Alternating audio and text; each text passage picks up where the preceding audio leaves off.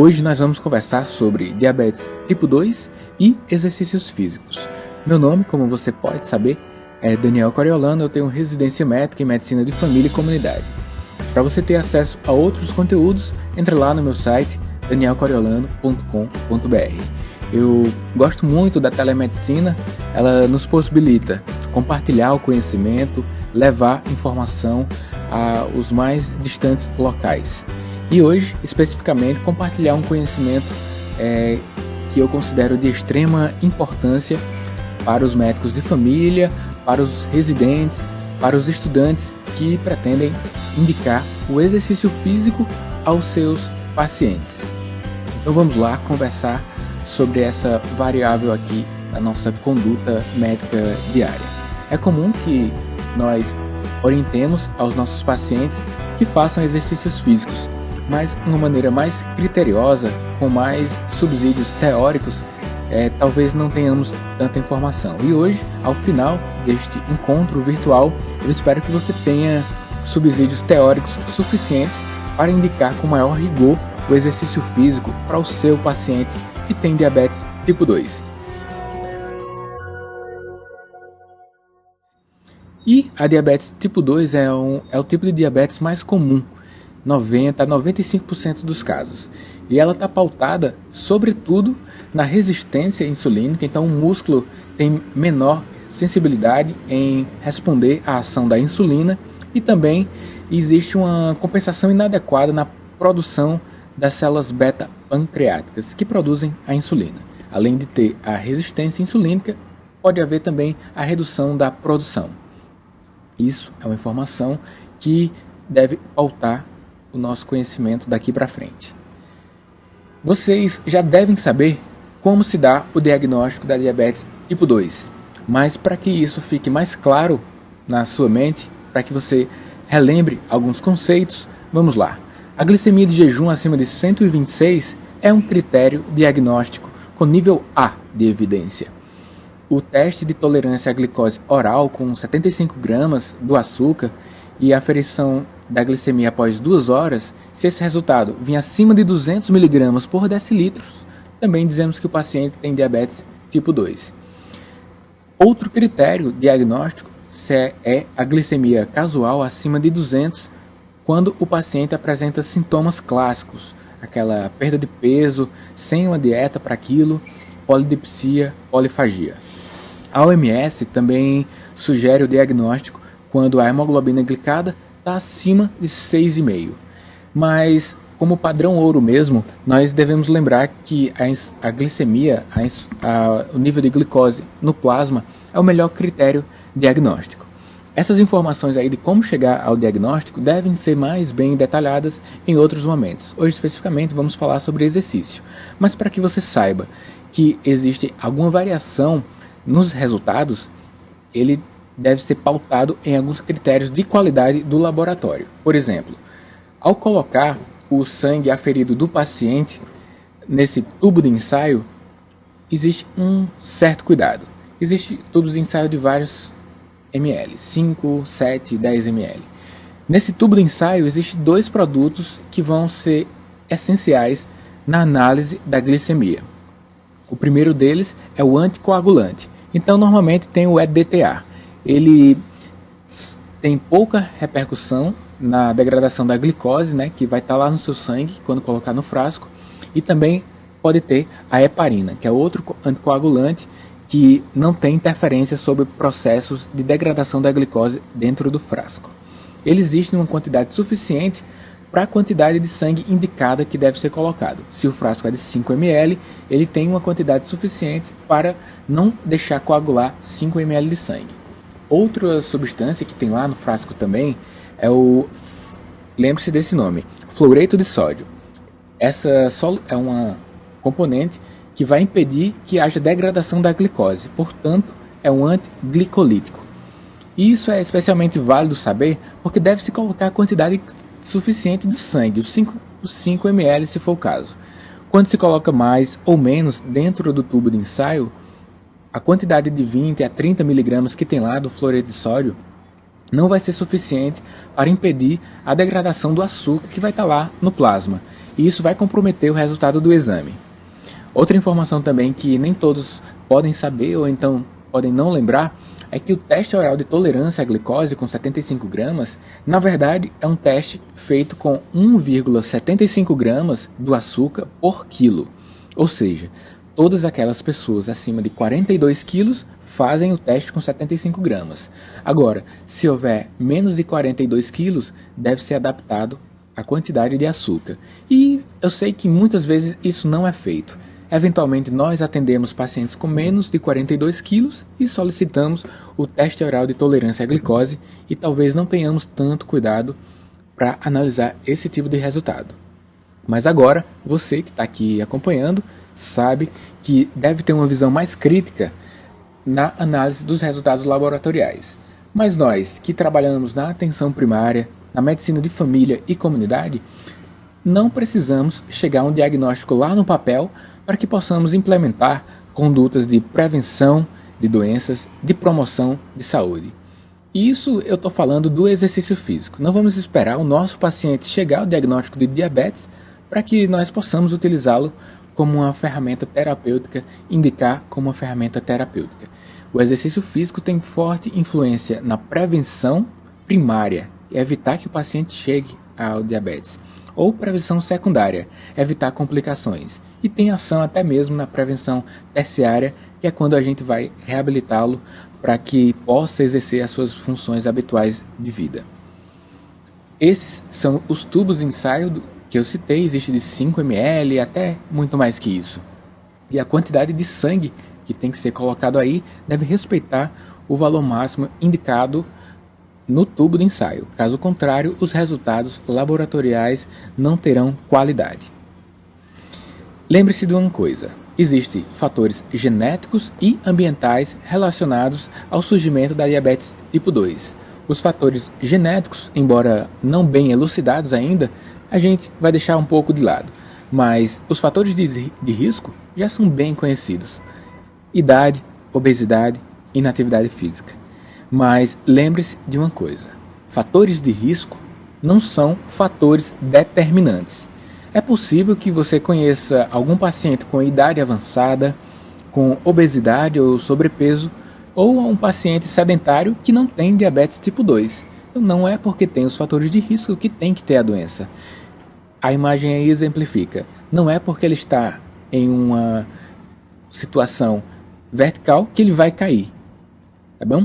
Então, fator de risco não é fator determinante. Mas saiba que fatores de risco da diabetes tipo 2 são idade, obesidade e inatividade físicas, uma soma de genéticos mais ambientais.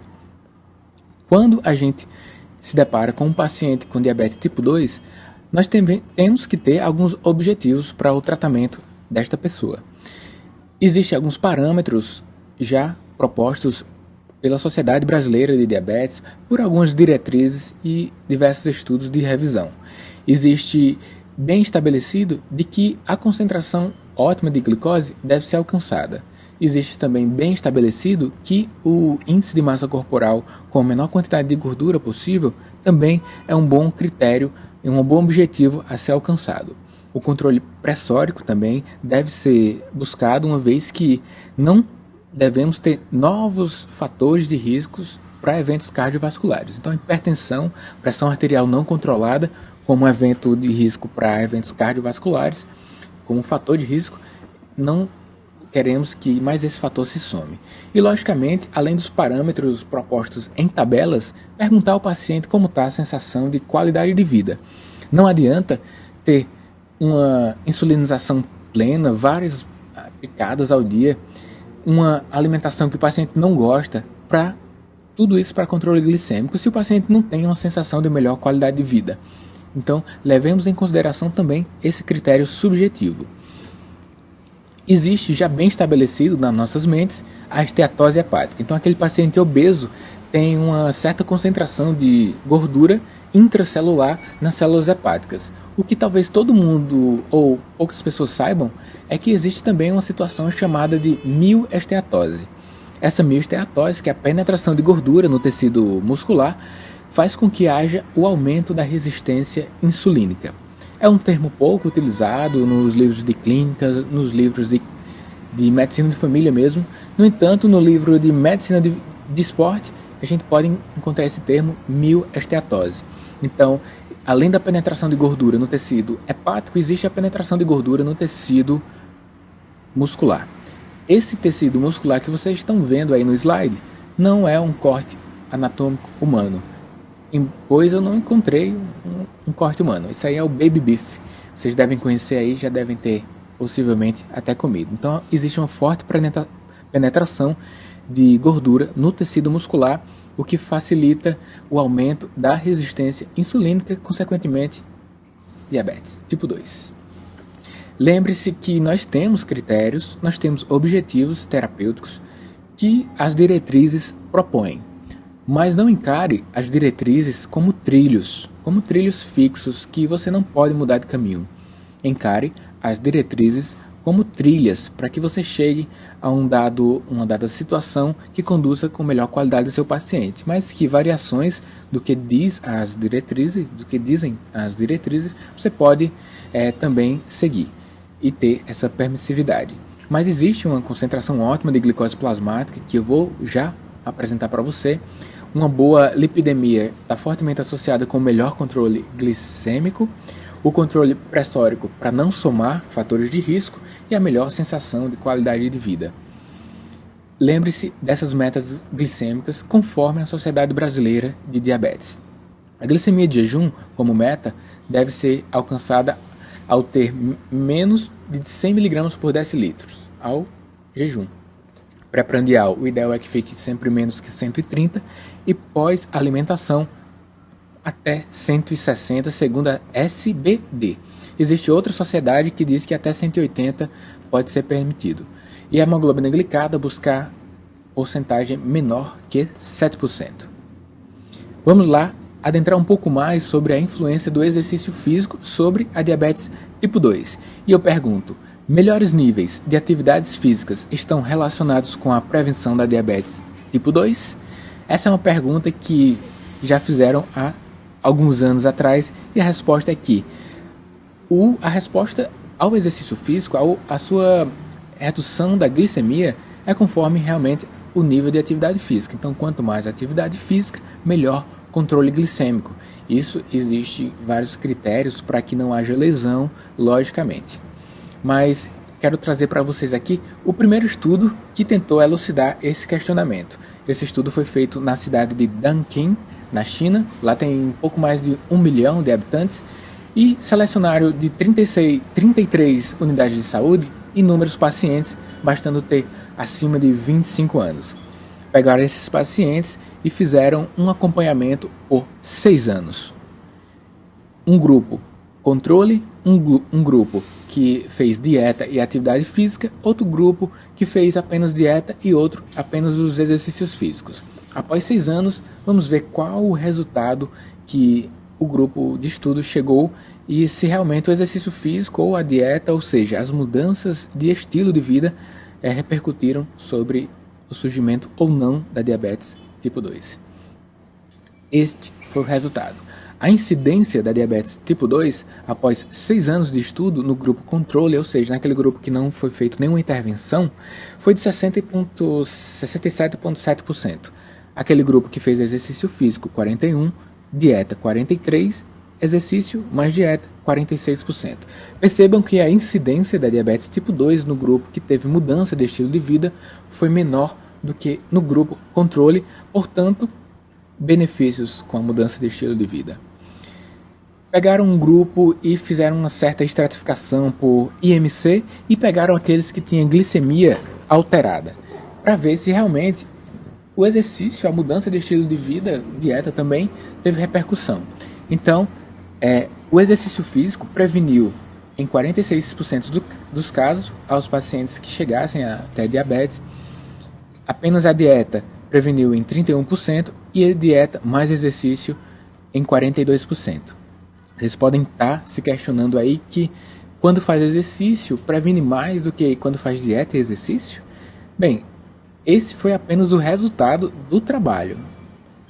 Outros trabalhos podem ter outros resultados. O fato é que fazer exercício físico faz prevenção primária para diabetes tipo 2 neste estudo. O primeiro estudo feito em 1986, com 6 anos de pesquisa.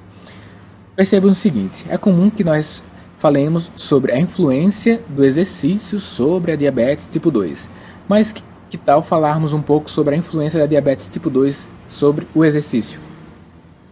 Isso acontece e devemos ter essa informação porque quem tem diabetes tipo 2 e decide iniciar uma rotina de atividade física já começa com 3 passos atrás, mas deve começar. E os 3 passos atrás são: aquela pessoa que tem DM2 tem menor condição aeróbica, tem menor força muscular e tem uma menor flexibilidade. Esses são os achados dos estudos. Mas, em contrapartida, aqueles que decidem fazer os exercícios físicos, eles terão uma redução do tecido adiposo, consequente melhor controle glicêmico. Redução da resistência insulínica, porque existe uma coisa chamada translocação de GLUT4. GLUT4 é receptor da insulina que está lá nas células, e aí quando você faz exercício físico, ele faz uma maior expressão gênica, captando melhor a insulina disponível. Logicamente que o exercício também vai proporcionar um melhor controle de comorbidades. Então tem hipertensão, vai controlar melhor, tem dislipidemia, melhor controle. Ele proporciona esse controle de comorbidades, o exercício físico. E nós conhecemos muito bem um termo chamado meia-vida. Então, os fármacos têm sua meia-vida.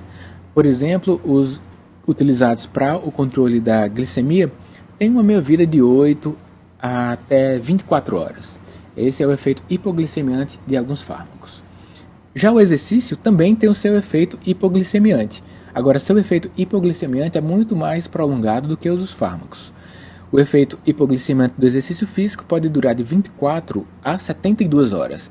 E quando bem indicado, quando o exercício está bem orientado, ele vai proporcionar uma boa qualidade de vida para você e pouco efeito colateral. Diferente dos fármacos, que também devemos ter maior cuidado na prescrição e ficar atentos nos efeitos colaterais que são mais frequentes. Isto justificou o termo que é bem utilizado dentro da medicina do esporte, dentro das ciências do esporte. Exercise is medicine. Então, o exercício é um remédio. É um termo já bem utilizado pela American College Sport of Medicine. E a gente, lembrando desse termo, vamos sempre orientar o nosso paciente sobre o exercício físico, e independente se tem ou não diabetes tipo 2. Vamos conversar um pouco sobre a avaliação pré-participação e avaliação periódica, para quem tem diabetes tipo 2 especificamente. É importante que tenhamos atenção no controle glicêmico, se o paciente tem ou não retinopatia, a neuropatia periférica e autonômica, que é comum no paciente que tem DM2, e vamos falar um pouco também sobre nefropatia. Vamos lá. Na avaliação pré-participação, nós recomendamos que o teste ergométrico seja feito para aqueles que têm mais de 35 anos. Mas se o paciente tem menos de 35 anos e mais de 15 anos de doença, então ele também deve fazer o teste ergométrico. Se porventura ele tenha menos que 25 anos ou mais com comorbidades, ele também deve ser sugerido a que faça o teste ergométrico. O teste ergométrico vai avaliar o traçado eletrocardiográfico durante o esforço e vai ser um bom parâmetro para a sua liberação segura para atividades físicas para fins de saúde, que é aquele paciente que tem DM2. É importante também que tenhamos muita atenção na avaliação anual do fundo do olho do paciente que tem diabetes tipo 2. Olha esse fundo de olho. Tem um edema de vasos, edema papilar, tem uma certa hemorragia, lesões algodonosas, que é a lesão característica da DM2. E aí, o paciente tendo a retinopatia diabética, ele tem contraindicação para fazer os exercícios, sobretudo, que tenham manobra de Valsalva, né? Aquele exercício que aumenta a pressão abdominal, por exemplo, exercícios de levantamento de peso. Esses exercícios podem prejudicar, podem aumentar a velocidade de evolução da retinopatia, por isso a avaliação anual. Isso para avaliação pré-participação e periódica. Agora, se o paciente já tem lesão, ele deve ser encaminhado para o oftalmologista para fazer o procedimento de fotocoagulação, que é o procedimento indicado. Só depois disso que ele vai ser liberado para o exercício físico, mais uma vez, entre 4 a 6 meses após o procedimento de fotocoagulação. Olha só esse exemplo que eu trago para você. Esse aqui foi o nosso medalhista nos Jogos de Guadalajara 2011, levantando um peso de 410 quilos, Fernando. Vejam só quanto a pressão arterial dele vai aumentar. Vou falar para você. Os estudos mostram que, em média, nesse momento, ele está com a sistólica de 350 e aí a diastólica de 280. Imagina só um paciente que tenha lesão de fundo de olho elevando uma carga, mesmo que seja um supino numa academia convencional, quanto da sua pressão arterial eleva-se, mesmo que transitoriamente, e aí vai piorando a progressão da retinopatia diabética. Por isso, a sua atenção para manter essa avaliação anual, pelo menos. Agora, se o paciente já tem lesão, já tem retinopatia diabética, e mesmo que tenha feito o processo de fotocoagulação, feito o tratamento, ele deve manter uma reavaliação a cada 4 a 6 meses. Se o paciente faz o exercício físico para fins competitivos, ele tem que repetir o fundo do olho a cada 2 a 4 meses, ou conforme critério médico de periodicidade, dependendo da lesão, dependendo do oftalmologista, como ele quer acompanhar. Existe também a neuropatia no paciente diabético. A neuropatia pode ser periférica ou autonômica. De forma geral, eu sugiro que você tenha muito cuidado na avaliação dos pés do paciente que tem diabetes tipo 2. E lembre-se do termo PES, das letras PES. P de pulso, então pulso pedioso e tibial posterior. E de ectoscopia, você vai ver se tem condições pré-ulcerosas, como calosidades, ferimentos, falta de pelos. E aí você vê também o S de sensibilidade. E a sensibilidade você vai precisar desses instrumentos aí. Você vai avaliar a sensibilidade superficial com o estesiômetro de 10 gramas, que é o laranja, e você vai avaliar a sensibilidade profunda com o diapasão de 128 Hz. Com a sensibilidade superficial, você pega o estesiômetro de 10 gramas, coloca sobre os pontos de maior pressão dos pés, deixa por 2 segundos e então pergunta ao paciente se ele está sentindo aquele estesiômetro. Se ele estiver sentindo, quer dizer que ele tem a sensibilidade periférica preservada. O diapasão, você bate ele, você ativa o diapasão de 128 Hz e coloca nas eminências ósseas. Desse jeito você vai estar avaliando a sensibilidade profunda do paciente. Se o paciente afirmar que está sentindo a vibração, quer dizer que ele tem uma sensibilidade profunda adequada. Então avalie aí pelo menos com estesiômetro e um diapasão, além da ectoscopia e a palpação dos pulsos dos pés do paciente que tem diabetes tipo 2 antes de liberar para o exercício físico. Sugere-se que você possa orientar o seu paciente a realizar exercício físico que tenha menor efeito da gravidade, como natação, ciclismo. Entretanto, eu sei que a corrida de rua é um dos esportes que mais cresce no Brasil. E, até certo ponto, é um esporte democrático, que você coloca o tênis e sai correndo aí, pensando que está fazendo tudo direitinho. Mas você tem que orientar o seu paciente a ter pelo menos um autocuidado com os seus pés.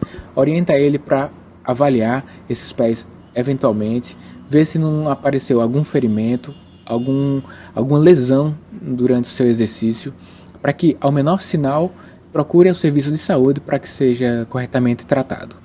Se você vai orientar o paciente, quer fazer corrida de rua, caminhada, fala para ele comprar um número de tênis a mais com uma meia bem acolchoada de algodão para absorver aquele suor. E durante o exercício você acaba tendo um certo edema no pé. Então aquele número a mais do sapato vai contribuir para uma melhor acomodação do seu pé, do pé do paciente que tem diabetes tipo 2 e consequentemente não tenha lesões.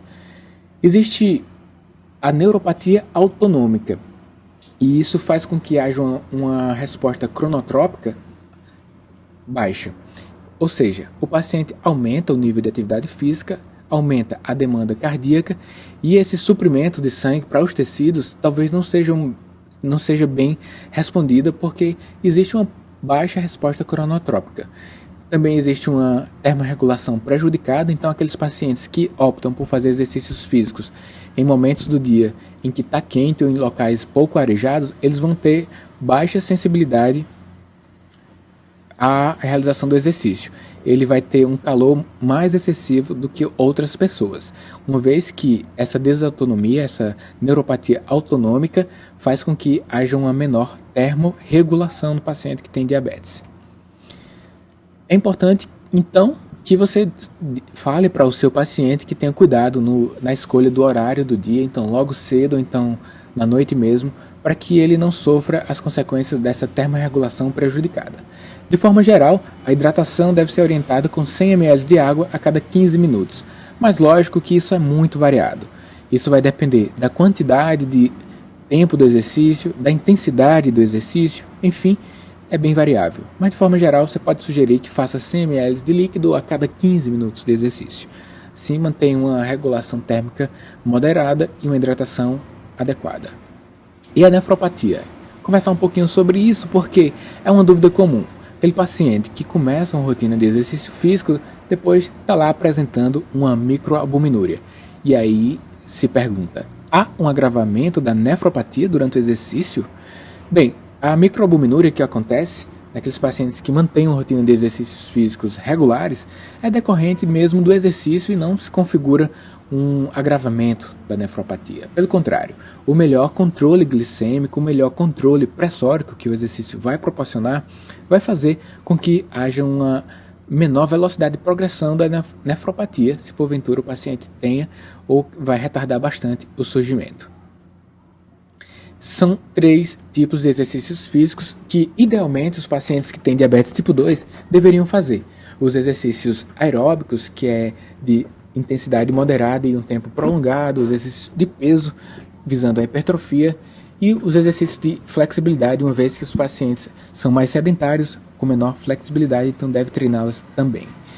Se você for indicar por tempo o exercício físico, sugira ao seu paciente que faça pelo menos 150 minutos de exercícios por semana. E essa conta aí de 150 minutos de exercícios por semana não pode ser pago à vista, em um dia só.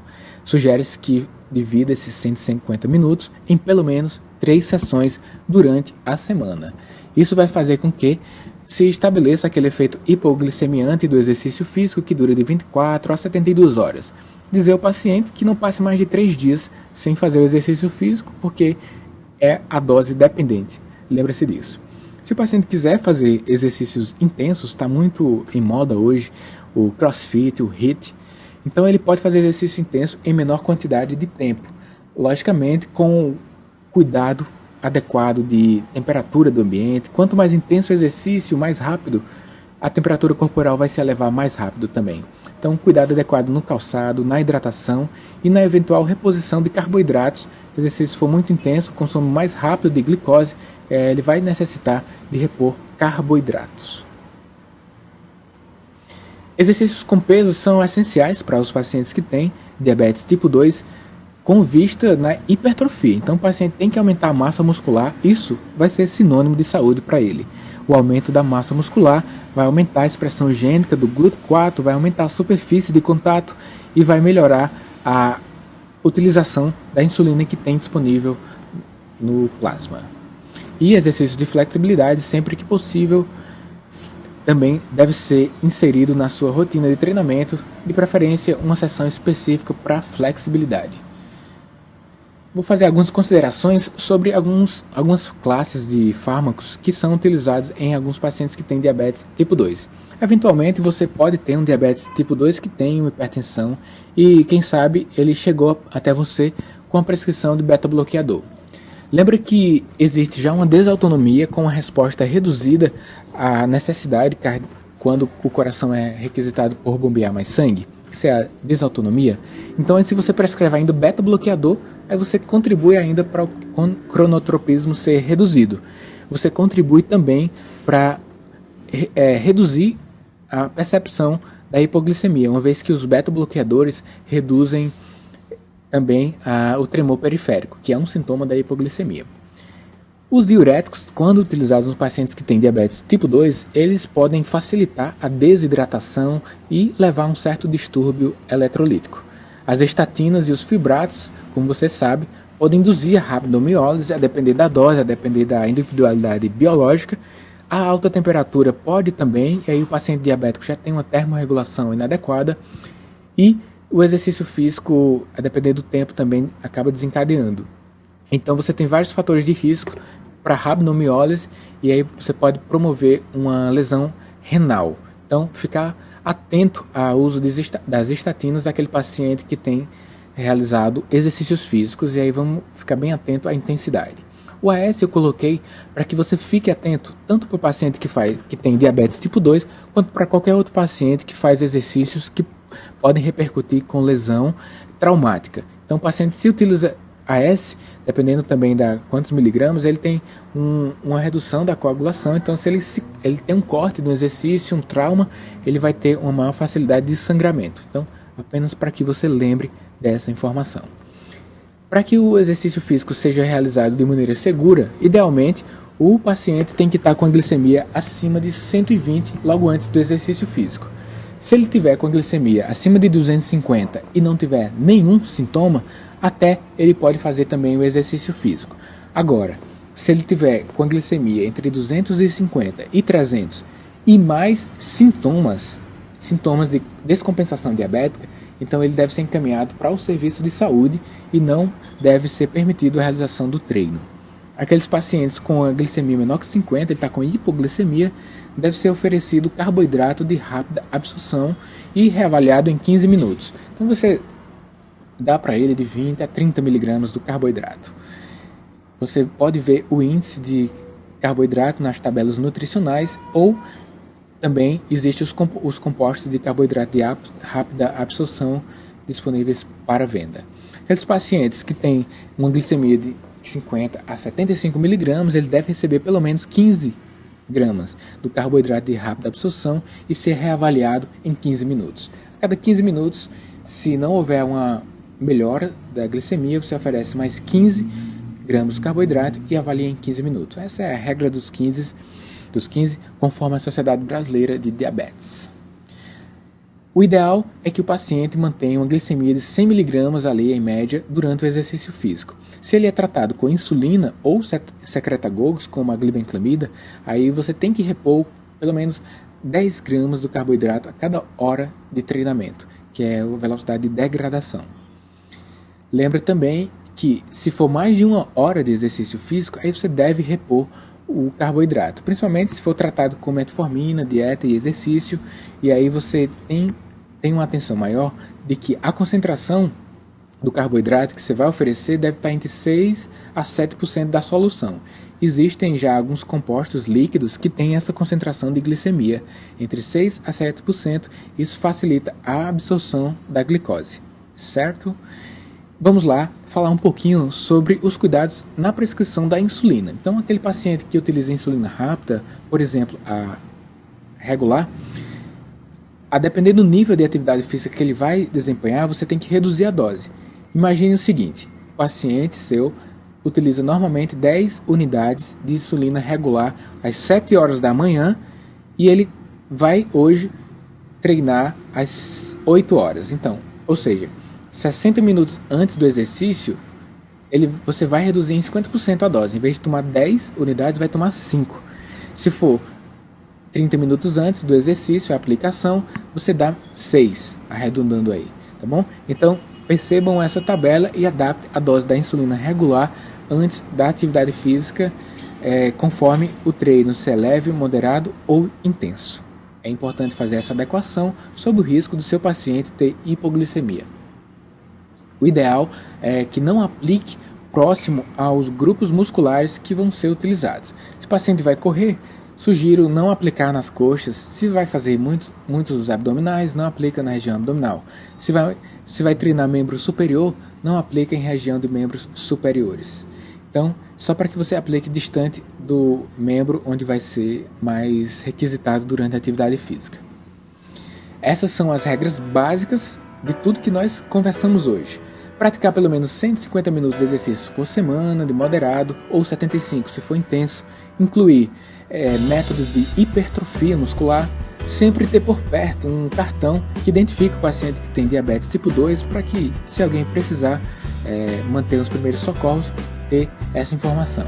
Sempre ter à disposição carboidrato de ar rápida à absorção, reduzir a dose de insulina conforme a intensidade de treino, repor os carboidratos se as atividades forem prolongadas, sobretudo acima de 1 hora, evitar mudanças abruptas de posicionamentos, porque existe aquela desautonomia, então a adaptação pressórica também é inadequada. Se deitar e levantar, o paciente pode ter uma alteração considerável da sua pressão arterial, causando tontura, etc. E aí é interessante também que não pratique o esporte se houver alguma infecção, porque a infecção, em virtude dos seus mediadores inflamatórios, promove um descontrole glicêmico. E aí você pode ter repercussões negativas ao fazer exercício se tiver com infecção paciente diabético. E também evitar atividades não planejadas, sobretudo em ambientes que não proporcionem segurança térmica e segurança mesmo da física. Mais importante do que tudo que nós conversamos hoje é praticar o exercício físico, mais importante do que toda essa nossa teoria. Sempre gosto de falar quando tenho a oportunidade de conversar sobre exercício físico, perguntar a você que está me ouvindo aqui se você faz exercício físico. É muito comum que nós façamos as orientações sobre exercício, mas que eventualmente não damos o exemplo, que é benéfico para nós como prevenção primária, para que não chegamos ao caso de termos diabetes. Então eu sugiro que você faça exercícios físicos, se não fizer ainda, né? Então agradeço por acompanhar aqui esse momento de compartilhar informações. Forte abraço para você.